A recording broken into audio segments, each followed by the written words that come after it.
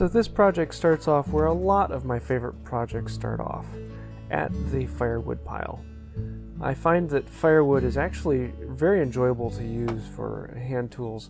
Number one, it is split, and so it is straight with the grain.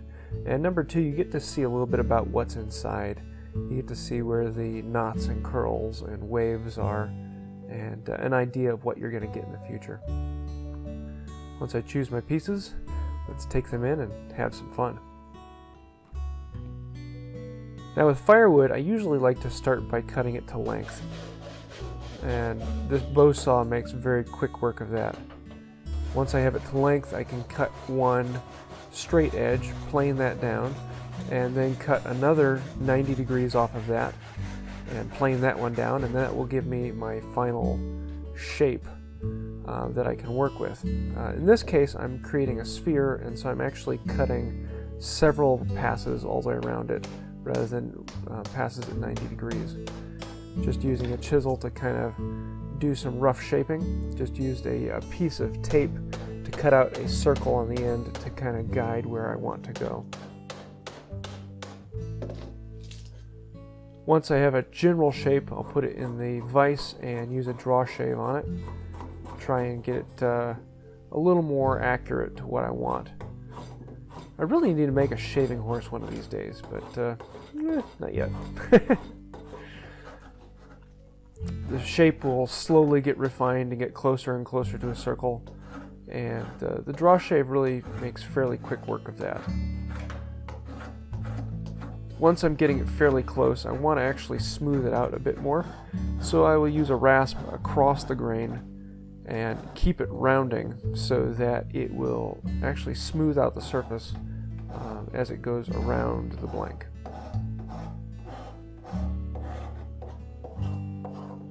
The spoke shave and finer files will slowly bring it down to what it needs to be and the shape it needs to be. So I drew a circle on either end, and that allows me then to make sure that everything is in line with it. This file is more or less a finishing file for this step. It will give me a fairly smooth surface. I start by then cutting the blank to its final length, which is twice the length of the two heads. Just using that piece of tape on there not only gives me an edge, but then helps me with the final finish of the cut. Now I can cut that one blank into two so that I can end up with the two different heads, and they can come from the exact same piece and be the exact same shape. I just use a plane to smooth out the saw curves on the end, make it the right shape. Now I want this to taper, so one end will be about a half inch to a half inch to 5/8 of an inch smaller in diameter than the other end. That little bit of taper just gives you the right feel when striking a surface, so that you're going to be hitting the item that you're striking at 90 degrees. Slowly work it down with a chisel and spoke shave and files until I get that final tapered look. Then I draw in a mark approximately 1/4 inch on all the corners so that I can take a file and round it over. And this is just the normal shaping process of a tough rasp into a file, into a finer file, until you end up getting a nice smooth surface, and I'll round over both ends to make it nice and pretty. I like to leave it a little bit rough. It just makes it feel a little bit more homey.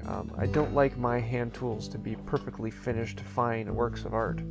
I want them to be real. I want them to be hand tooled, and still make them look good, but feel good too. Now I need to make the center point so that I can drill the hole through the middle for the handle, and I just strapped on a ruler to my square, and it gave me a great center finder. Maybe one of these days I'll actually buy a center finder.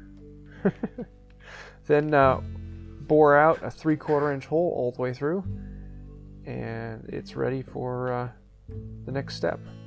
I use a little bit of olive oil on it to just show where it needs to be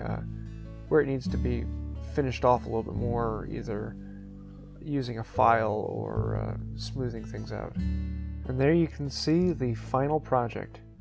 I just love how this finishes out. It just fantastic.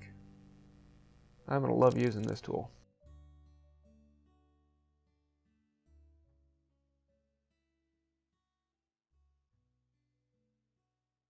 So there's the final project, and I am absolutely flabbergasted. This is gorgeous. I mean, just phenomenal. And I bet half of you are wondering, well, what about the handle? You didn't show us how you made the handle. And I have to say, you've got to go look at Tappar. He's a friend of mine who does YouTube, and he does some really amazing work with figured wood and red heart. He does a lot of epoxy work and knives and some really interesting artwork. He has an eye for art that I just can't understand. And things like this come out of his shop, and they're gorgeous. So you've got to check out his channel and see how he made the handle.